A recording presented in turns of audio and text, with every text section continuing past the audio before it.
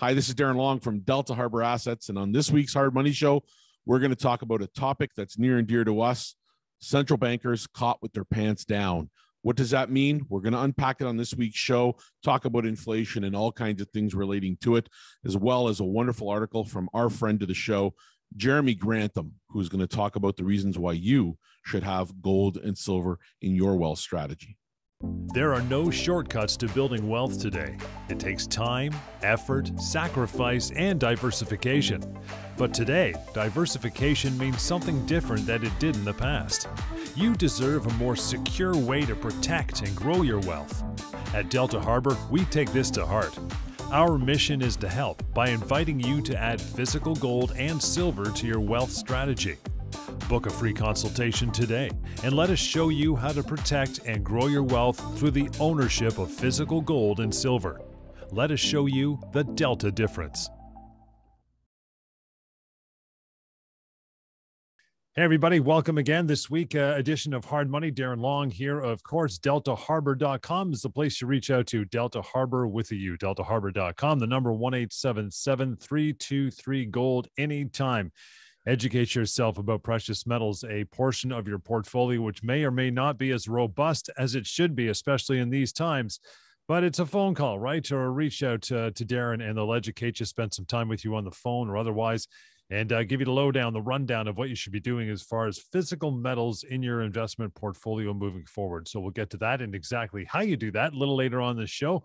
But for now, this week, the title for the show this week, Darren, is Central Banks Caught with Their Pants Down. This is a, rest assured, a family-friendly show. We're good. Don't be scared off by the title, but what's going on, pal? How are you? Oh, good, John. It's a cold week, and obviously we always bring to the fold during every week's show the latest and the greatest. And this week is no exception. Again, we're going to be hovering around some of the same topics we have discussed, but we're doing so with gold up $20. We're doing so with silver up $1.35 and over 5% on the year so far to date. Beauty. Things that we talked about that we said we expected to have happen, and it doesn't come as a surprise to us at all, John. It's something that we have been talking about, you and I discussing for some time now.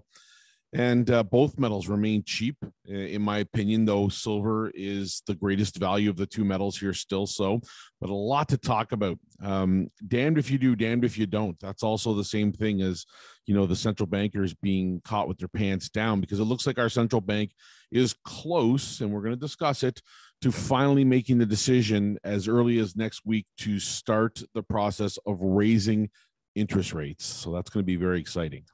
Yeah, it's been all over media in writ large, but there you go. You still think this is going to happen after all, and we discussed it. When do you think these higher rates will do to the economy, and when do you think it's going to happen? Well, John, sooner or later, but I still have a hard time believing it comes as early as next week.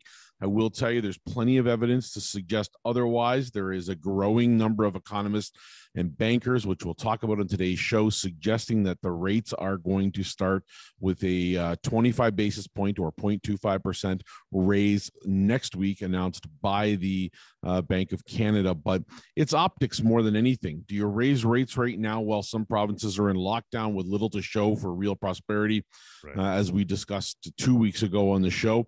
Or do you keep them here for one more week or two? Politically, I think the latter is what the government is thinking, despite the hordes of bankers opining about the likelihood of a rate increase, which is well over 50-50 now. So I'm thinking it's closer to 60, maybe even 70% likely that we see it. But I'm in the camp that suggests it's not going to happen. The brilliant part about all of this is how the media is portraying the sudden onset of inflation and making it out to seem like Bay Street had no idea it was coming. It's fantastic to open up the newspaper and see a headline that says soaring inflation shatters Bay Street consensus on interest rate liftoff. I mean, this show alone has been discussing the problem of inflation back as far as June of this year, heavily as a topic of discussion. And now all of a sudden, the media wants to be supportive of the notion that Bay Street didn't see it coming. It's a complete farce and an utter fabrication to sell papers. And Bay Street should be ashamed of themselves if they didn't know it would lead to this inevitable situation, all of these policies that were put in place. This has been coming down the pipe for a long time. Last week it was the phrase we talked about, fake it till you make it, as it relates to central banks, around the world. And you stated emphatically that this plan is not working. All right, you said that. So what happens here with inflation at the rate of almost 5%? The bankers still faking it. Well, the crux, as we talked about a couple of times over the last week, of fake it till you make it, is the lie about problems like inflation and the reasons behind why interest rates should move higher. And we've discussed this ad nauseum. Politicians want a wholesome, growing economy and lots of good stories about companies and people being productive. But that's not happening, despite even the rhetoric about unemployment numbers being low and so forth. This is not real organic prosperity of the kind that we're used to seeing. I mean, let's face it, borrowed money has made its way to the starting line of a race for dominance in this storyline, and it's up against the will of the people, John. So do not bury your head in the sand as an investor and hope for the best, because, as the title of this week's show suggests, central banks are in fact now caught with their pants down.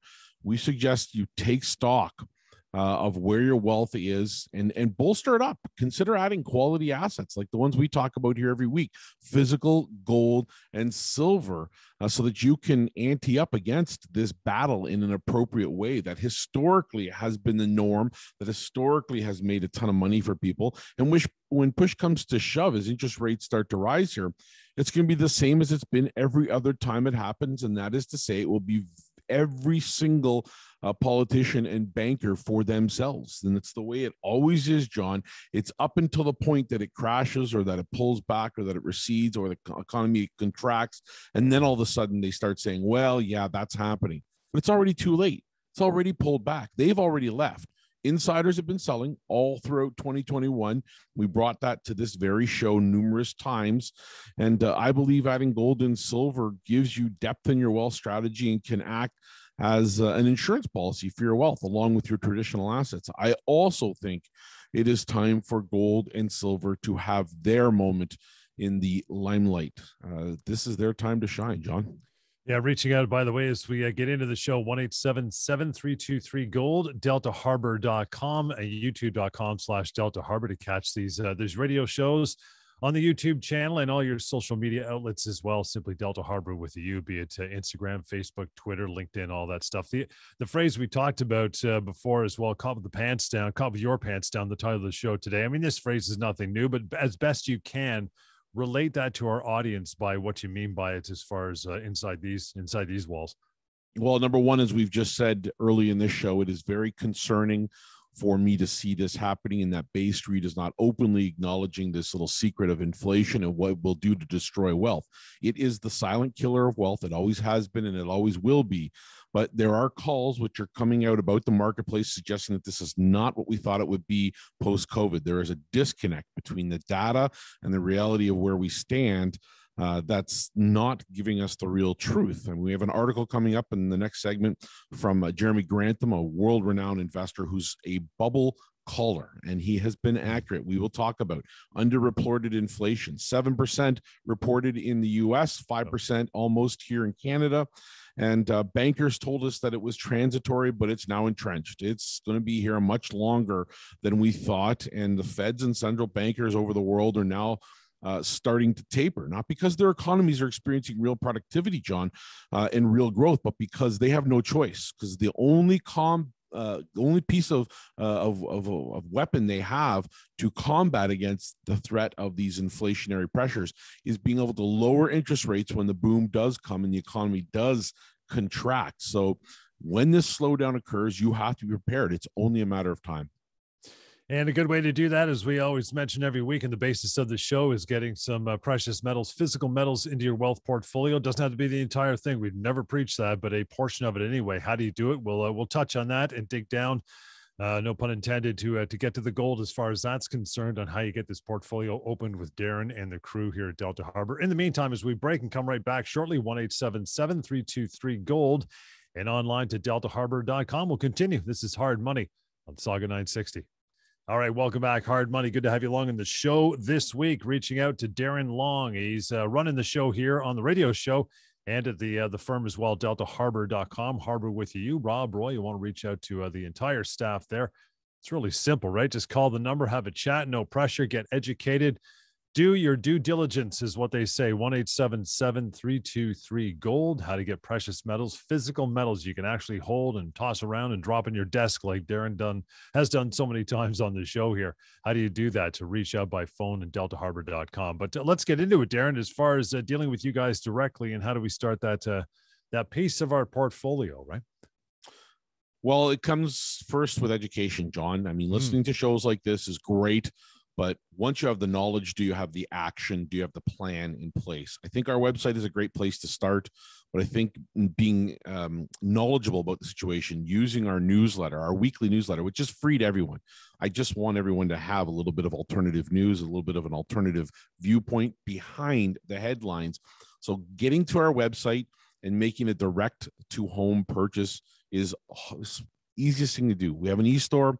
Once you're locked in and you're ready to go, it just walks you through the steps like buying, a bit of food online or an item online, piece of clothing, whatever. The same thing. And that's an option. Storage, if you find that security is going to be a risk, or liquidity, you want to buy and sell by phone, we have the option to store metal. And it can be done very easily. It's transportable. In this day and age, we live in an era in which moving gold and silver is no longer an issue. Yep. And buying and selling it by phone gives you the best of both worlds in terms of liquidity. So we have the option to store, but also to be able to take that a step further, put it in a TFSA, tax-free savings account. Yeah, had a mid-20s, lovely lady call this week and open up a TFSA. Wonderful, wonderful opportunity to speak to somebody who's much younger and is new to investing, and just was doing a bit of education, just a bit of opening up their eyes.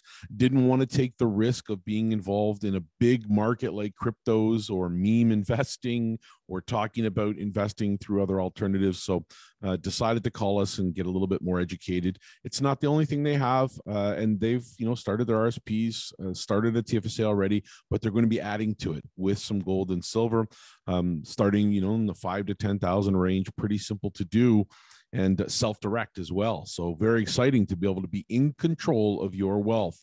You have the input of experts, and then the knowledge of knowing that when you're ready, not when somebody else is ready, or if they're right or wrong, you have the control on the finger on the pulse. You can do that as well. And we'll talk about the other alternative, which is getting the option to be able to finance your metals purchase if you're in a position to do so, which means you get up to 80% of your metal paid for, and you can use the concept of other people's money.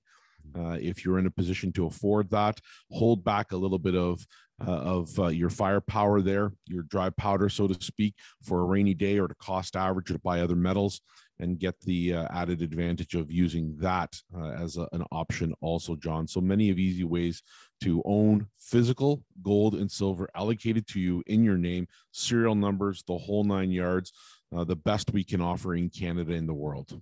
Yeah, it's funny too when you talk to younger customers, or young millennials, because the older end of the millennials now are getting close to 40. That's kind of scary. But, you talk to young millennials who come in and start investing. I mean, I know you've said this before, kind of tongue in cheek. It's great to have these metals and physical metals in your possession, but just keep them off Facebook.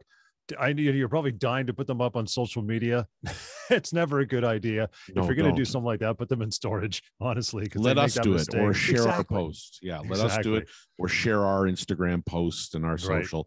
We do it all the time, but we're safe and secure. We're talking about the vault and how to store properly. Never share the fact with anyone that you own gold and silver ever, no matter who it is. Right. 1-877-323-GOLD is how you start, deltaharbor.com. So let's get into the segment or at least the rest of the segment, by unpacking kind of what you talked about in the last segment. Now, if I'm following along correctly, this looks very much like a lose-lose situation, Darren. Rate hikes killing the market. We talk about that. Lower rates encourage more inflammatory pressures to heat up further. Doesn't sound good, but is that fairly accurate? In a nutshell, that's right, John. Raise rates, kill the market. Keep rates too low. All of this inflationary pressure continues to mount and rise, and it gets hotter and hotter and hotter and harder for people to thrive in this cycle. In the bigger picture, we're entering slowly in a position of no return where we have no choice but to have economic hardships forced on us. And we're going to face this. The general public, mark my word, we're going through this period, whether we like it or not. And this is all in order to rebuild this with real prosperity, real productive growth, and real gains in our economic future. And just take a look at some of the hallmark ways in which we measure and talk about wealth. Take a look at the debt to GDP in terms of where Canada ranks right now in the entire world. And this saddens me to no end, John, because nobody pays attention to this whatsoever. But our colleague, Pierre Poilievre, posted this in his Instagram post today. So hopefully tens of thousands, if not hundreds of thousands of Ontarians will see this, and they will understand what Canada is going through right now, where we stand in the top 20 of the worst in debt countries relative to GDP. We rank, ta-da-da, with a drum roll, we rank overall in the top 10. Not only are we in the top 10, we are the sixth. Wow. We're the sixth. Yes. As of the last report by the Bank of International Settlements, which was Q2 of 2021, last year, we were sixth in the world in terms of our credit debt to GDP. Canada's government debt at the end of the Second World War was just below 160% of GDP. Although we don't have the data, it is not possible that the country's private sector debt GDP ratio in 45 would have been so high as to push Canada's total debt burden anywhere near what it is right now, which is 345% of the GDP. Jeez. So the key problem is that across most of the developed world, government debt to GDP is rocketing way higher at a time when private sector debt to GDP is mostly well above record highs. The world's total debt to GDP ratio almost certainly exceeds Second World War levels. And that's astonishing if you think about it in the big picture terms. And we'll share that this week in our newsletter, which I want people to have.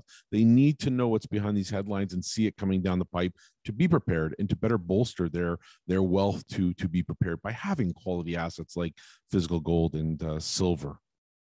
You know, it's interesting. I know you're going to post that graph on the newsletter, but, you know, as far as the, total debt as a percentage of GDP, I mean, yeah, we're number 6 and you're thinking, okay, how about the States or China? No, they're down there at like 17 and 16, nowhere close to the trouble we're in. That's pretty scary. That's pretty eye-opening, man. It is eye-opening. And as we go to break here, John, over the next couple of minutes, what I want to do going forward is really just delve a little bit into what the options are, because they're not bleak. But again, what we encourage people to do is to be prepared, right? Look at your wealth overall. Are you positioned to be prepared for this? Are you going to do the same thing over the next 10 years as you did in the last 10 years? There's a lot of economists and a lot of advisors and planners that are saying stay the course, that they are preparing for what they believe is going to be a post-COVID demand growth for consumables, and that material item wealth is going to increase. The problem is you can't continually do that on the back of debt. And it's one thing our country has done really well. And so I really want to focus in and hone in on what options the government has going forward. And we'll do that after a short break. Stick around with us. Reach out in the meantime if you want. DeltaHarbor.com, DeltaHarbor.com, the website. There's all kinds of contact information there as well. And a quick and easy phone call, 1-877-323-GOLD. It's hard money on Sauga 960. All right, welcome back, Hard Money. Good to have you on this week. Darren Long, always educating you on things you may not have realized, or they're kind of, you got the blinders on to some of the stuff, but they crack open the walnut here on Hard Money and give them to you, and also give you some options on how you deal with it. That would be through hard assets in your wealth portfolio. If you have some, good on you, get some more. If you haven't, this may be the time for due diligence and education and a phone call to Darren and his team, and start going down that road. It is the early 2022, so you got time, but time is always of the essence. 1-877-323-GOLD is the way. DeltaHarbor.com. That's Harbor with a U to reach out online, and you go there and you can click directly on the e-store and start investing yourself just with a few clicks of the mouse on your own to get a taste of what it's all about. But yeah, options for government. What are they? Central bankers, rest of the policymakers address this. You know, people think it's going to bounce back with all kinds of spending, but on the back of debt. What do you think, pal? Well, John, there are a limited number of options for policymakers aiming to reduce very high debt to GDP ratios. Very high real economic growth is obviously one of them. Austerity that reduces government debt levels and debt default. Those are options, right? Hyperinflation, just let this sucker go and let it inflate. And something called financial repression or depression, if you want to put it another way.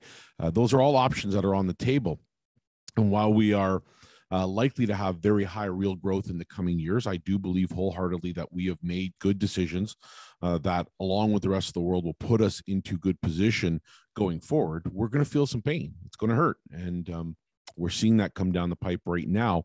Once COVID is no longer a thing, once we get past this pandemic, the ingredients for sustained very high levels of real economic growth, however, right now are not present. They're not there. So some countries, such as Canada, they have a greater prospect of producing such a positive solution to their debt problem as immigration keeps population growth high.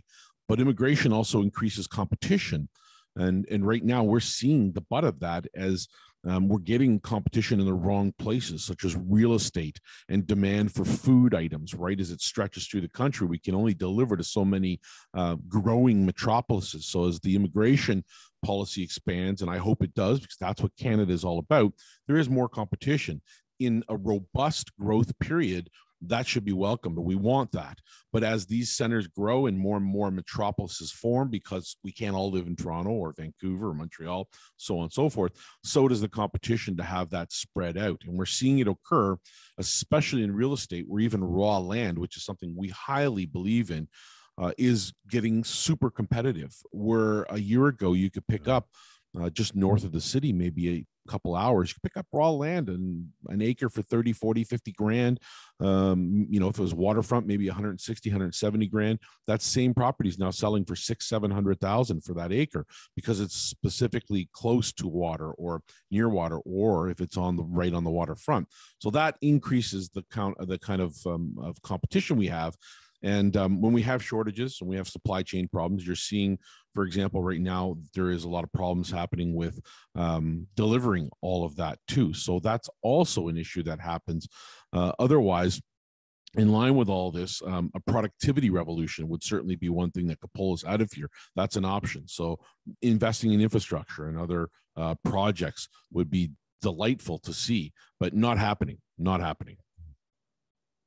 In the meantime, do you think it's imperative to give as much on both sides of the arguments about economic growth as possible? So that, with that in mind, I know you also brought with you an article which you touched on, at least mentioned in the first segment today, talking about what people are seeing kind of behind the headlines, right? Take us down that road. Chat about that a bit.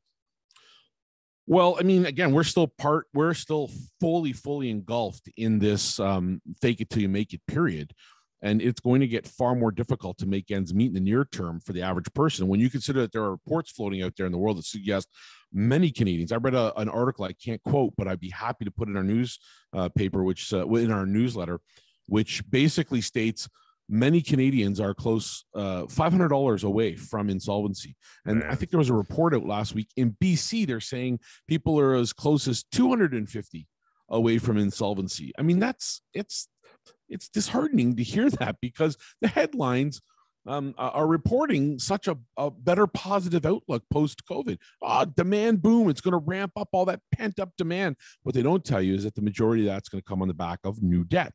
And we can't live like that, right? So we're supercharging this whole idea that crash could come. We're supercharging this by allowing these bubbles to keep going, right? But what's behind the headlines is articles like one that ran in Bloomberg this past week, which was from a money manager called Jeremy Grantham.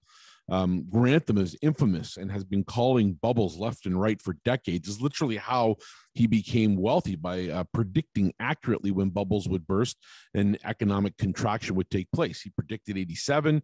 He predicted the 2000s or the late 90s .com burst. He predicted the NASDAQ bubble. He predicted the 2007 bubble. He was very accurate and out ahead in advance in his writings and his warnings to people. And now, of course, he's been rewarded very highly for it. So it's something that, I definitely think we're paying attention to. And this article states that the historic collapse in stocks which is something Grantham predicted a year ago, is underway. And even intervention by the Federal Reserve can't prevent an eventual plunge of almost 50%. So in a note posted this past week on Thursday, Grantham, who is the co-founder of Boston asset manager, GMO, I think it's called, he describes U.S. stocks as being in a super bubble.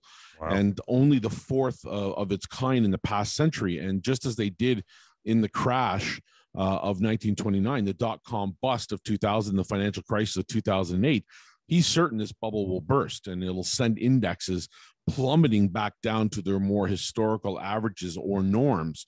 And he said this means that for setting an example, John, the S&P dropping nearly 45% from where it's closed just this past week, and it's already down 40 to a level of 2,500, he predicts. And he's saying that the NASDAQ composite, already down 8.3% this month, may sustain an even bigger correction.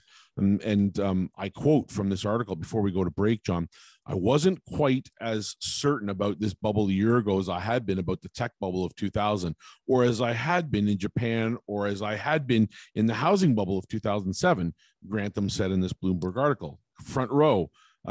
He said, I felt likely, but perhaps not nearly certain today. And I feel it is just about nearly certain now. And so in Grantham's analysis, the evidence is abundant. The first sign of the trouble he points to came last February when there were dozens of speculative stocks that began to fall. And then he says, next, the Russell 2000, an index of mid-cap equities that typically outperforms in a bull market. It trailed the S&P throughout 2021. And then finally, he says, there was what he calls a crazy investor mentality or behavior indicative of late stage bubbles. There was investing in meme stocks, and Game stock is one of them, or GameStop, sorry, was one of the examples there. It was a buying frenzy in electrical vehicle names where you saw companies like Tesla go way, way more valuable than actual car manufacturers, GM, Chrysler, all of them that are making a lot of cars and producing a lot of cars around the world. And then he also said, look at the rise of the nonsensical cryptocurrencies. And he references Dogecoin, which is one of the big ones, which is also akin or very similar to what we saw in NFTs or non-fungible tokens. This checklist for a super bubble running through its phases is now complete, he says, and the wild rumpus, it can begin at any time. He's 83 years old. He's seen a lot, John. And when we come back from break, he also suggested what he recommends people do. And it relates to the problems we have in Canada. And I want people to stick around for that because he mentions gold and silver. Do that, and we'll do that after a short break. As Darren mentioned, 1-877-323-GOLD. That is the way, and deltaharbor.com. That is Harbor with a U. We'll continue. This is Hard Money on Sauga 960. Welcome back, Hard Money. Good to have you on this week, Sauga 960, and on YouTube. You'll want to watch this, the video version, youtube.com/Delta Harbour. And other than that, reaching out to Darren and the team, 1-877-323-GOLD is the way to do that. A part of your portfolio, which you should get underway and built as soon as you can. You could do it on your own. You could start that way with the e-store, deltaharbor.com, but that phone call to educate and have a chat with Darren or a member of his team is always advisable moving forward with this particular part of your portfolio. Precious metals, physical metals, you actually own them. That is what we're talking about. Details on that and how to do it a little later on. But Jeremy Grantham, this article you talked about in the previous segment, we got into it, Darren.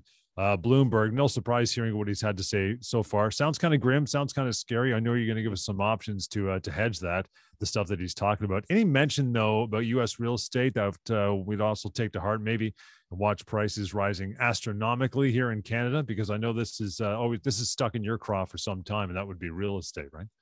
He did mention real estate, yeah. John. In fact, he said in the article of the U.S. that, I quote, it could, he said, rival the impact of the dual collapse of Japanese stocks and real estate in the late 1980s. So not only are equities in a super bubble, according to Grantham, there's also a bubble in bonds.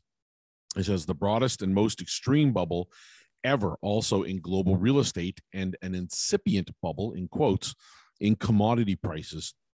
So even without a full reversion back to statistical trends, he calculates that losses during this pullback could mount in the US alone to 35 trillion. So imagine if US gets a cold and contracts to the value or tune of $35 trillion, which is unfathomable. What happens to Canada, right? What happens to the country where in Southern Ontario, 80% of its economy is dependent on what happens in the US? I mean, you know, doesn't take a rocket scientist to figure that all out.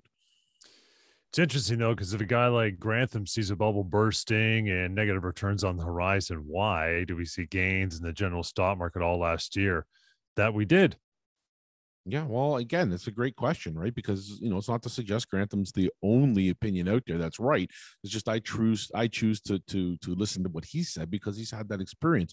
This is, again, fake it till you make it land. So printing in the ability for corporations to have the cheapest money, the lowest interest rates to get their hands on as much possible paper as they can in decades. This is unprecedented amount of cheap money and low interest rates, right? We have to be clear about that, and we always have to stay focused. This is way more artificial than it's ever been in history, in my opinion, looking back.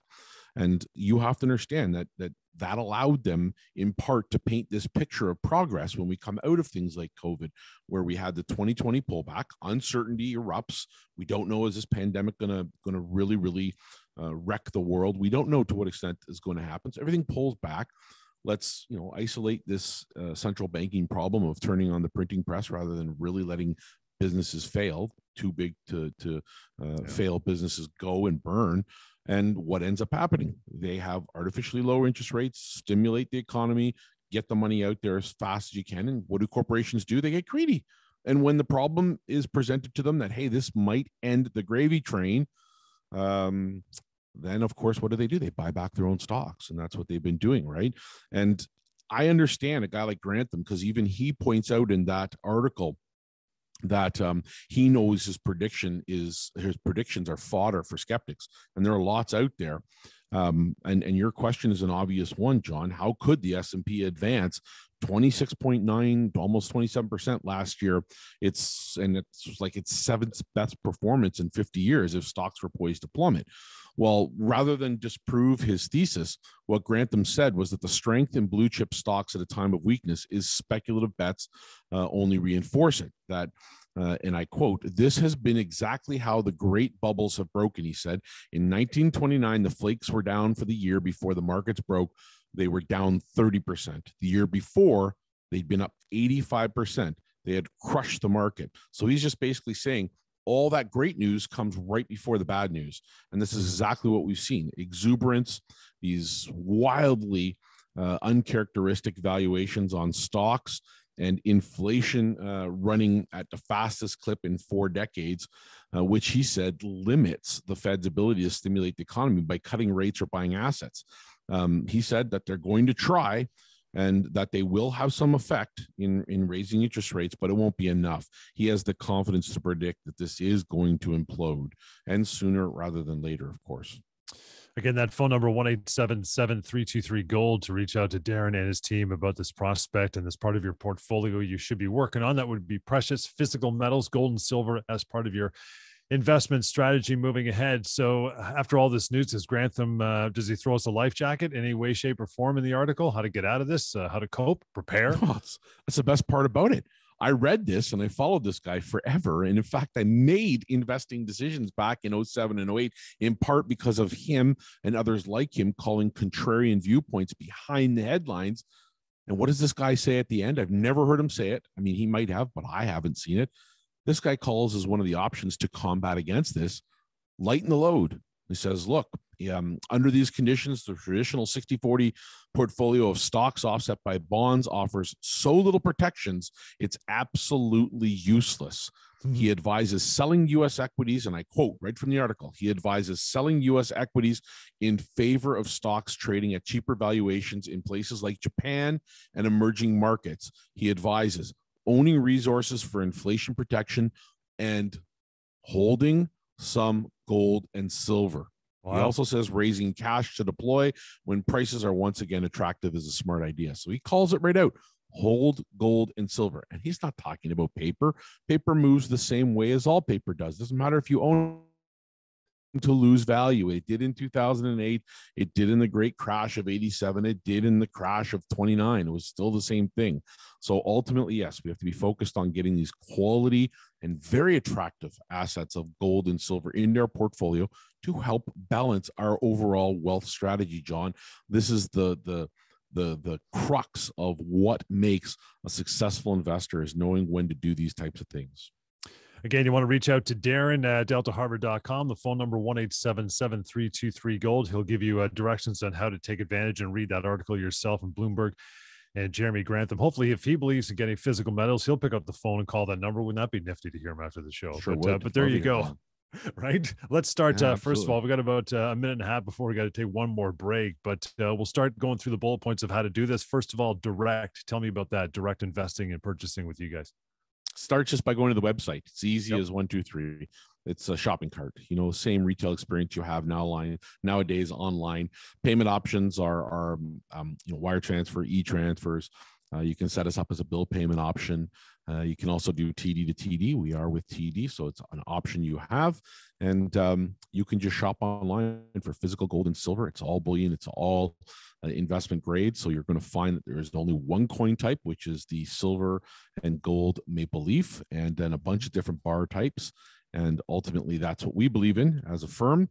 You can extend that to opening in a storage account, make your purchase, and store your product if you like, for ease of liquidity and peace of mind. It is an excellent option. And I will tell you that there are a lot of larger investors at our firm that do just that. So again, if you want an example of what other investors are doing, that's what they do. They store their product and they want to buy it more and add to it. They make a phone call, or sell it. They make a phone call. Very easy to do and safe. And registered accounts, TFSAs, RSPs, LIRAs, RIFs, LIFs, RESPs for the kid. We set up a few of those this week. Ultimately, putting it into a registered account means you get some protection. You get to take advantage of tax breaks, no capital gains in a TFSA account, and a higher average this year than we did last year.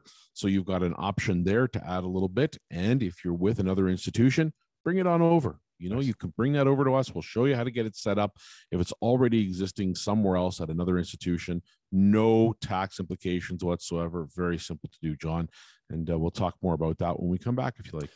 We sure will. 1-877-323-GOLD is away, and deltaharbor.com. We'll continue. Short break, coming right back here on Hard Money, Sauga 960. This is Hard Money, and welcome to it. Hope you've tuned in for the entire hour. You can also reach out to Darren and his team anytime, who I host the show with, of course. 1-877-323-GOLD, deltaharbor.com. That's Harbor with a U. Anytime you want to reach out, get educated, and for that matter, start up your portion of your portfolio where you're allotting some space for physical metals in the form of gold and silver. Let's get back into it, Darren. The topic: the central bankers getting caught with their pants down, proverbial pants down. That was the topic of the show, the title of the show today. You mentioned earlier that the Bay Street is making out like they didn't know inflation was a problem, right? And now it's a panic to raise to combat it. But you also say that you are personally not 100% certain they will raise rates next week. That was kind of what you said earlier on. So what are the bankers saying, and why are they convinced? Well, I'll tell you, the Financial Post ran a great article this week talking about different opinions. And in it, that article, they started off by saying, which was entitled, and I used it earlier in the show, Soaring Inflation Shatters Bay Street Consensus on Interest Rate Liftoff. And I am of the opinion that perception is everything, that optics are everything, that our politicians will not allow bankers to raise rates if they think it hurts them at the polls. If it hurts their votes, putting rates up in the middle of a pandemic, in the middle of a moment in which lockdown is occurring, in which businesses are barely scraping by trying to get through this COVID and our fifth lockdown or whatever it is. So the Financial Post article was interesting because right off the get-go, the article states, and I quote, Bank of Nova Scotia's forecasting team, led by Chief Economist Jean-Francois Perrault, predicts a quarter-point liftoff next week when the central bank releases its next quarterly report on the economy. It goes on to say, Perrault thinks inflation, which accelerated to its fastest pace in more than 30 years in December, will force the central bank to raise its benchmark rate to 2% by the end of the year from 0.25% currently.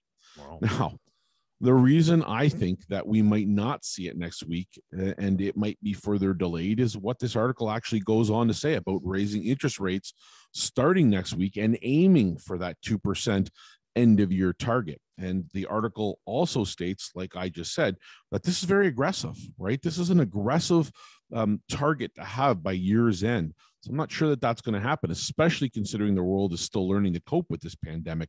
And that's exactly what other economists said too. An interest rate increase, the article says, next week could bruise the central bank's credibility, given its signal last fall that it wouldn't alter borrowing costs before the spring. And this is something that was said by Jimmy Jean, which is the chief economist at Desjardins, the Montreal-based cooperative.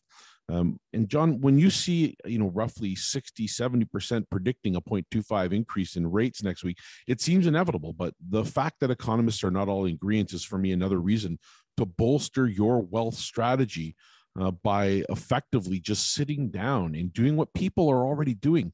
Kiyosaki has been out there saying it forever. There's a great contrarian thinker who's become wealthy, not because of advice or because of he speaks in front of crowds, because he's living what he's preached. He's practicing what he preached. He owns gold, he owns silver, and he's talked about this since the early 2000s, late 1990s, and he's done it. And, there are others out there, Schiff, Maloney, Morgan, so many that are, Grantham, like we talked about earlier today in the show, that are actually doing things differently by bolstering their wealth strategy, lightening the load on equities, and not looking at the 60-40 split, the traditional split of equities to bonds and maybe cash on the side, as being the only alternative to this, right? Balance and diversify doesn't have to be the way it traditionally is. And what I implore people to do is just basically go to the professionals and experts that you trust. Don't just take our opinion for it. Go out to the people that you trust and talk to them about gold and silver. See if they're receptive.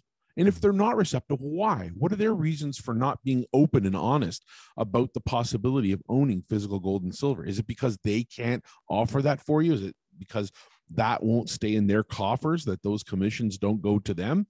In a lot of cases, it is. And you'd be surprised to find out, John, that we are one of the only firms that are dealers of bullion products like this that talk about gold and silver being a part of the wealth strategy, not the only part, right? There's a lot of firms out there that talk and practice and preach and say on a weekly basis, I don't own stocks. Well, it's ridiculous, right? If you're a good, well-rounded investor, of course you own stocks. Of course, you have a well-diversified portfolio. You are listening to those experts and the people that you trust. So like I said, go out there and dive into this wealth of information and do and act like others who are acting in contrarian manners, who become wealthy from it, are doing. And that's all the advice that we're giving. And really, it's not even, it's not even wealth advice. It's just saying, be smart, be educated, learn what's behind the headlines by listening to shows like this and doing your research.